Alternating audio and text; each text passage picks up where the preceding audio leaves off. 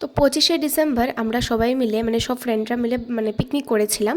তো যেহেতু 25শে ডিসেম্বর আমাদের কলেজও বন্ধ ছিল, তাই ভাবলাম এই দিনটাই বেস্ট হবে পিকনিকের জন্য। তো আমার বাড়িতেই পিকনিক করার মানে সিদ্ধান্ত হলো, আমার বাড়ির ছাদে। তো সকালবেলা সবাই মিলে চলে এসেছিলো, আর এসে সকালের ব্রেকফাস্টের জন্য খাবার বানানো হয়ে গেছে। সকালে ব্রেকফাস্টে ছিল লুচি আর আলুর দম। তো আমি এখানে সবার জন্য মানে প্লেটে প্লেটে খাবার বেরিয়ে নিচ্ছি। তারপর সবাই মিলে সকালবেলা ব্রেকফাস্টটা সেরে নিলাম।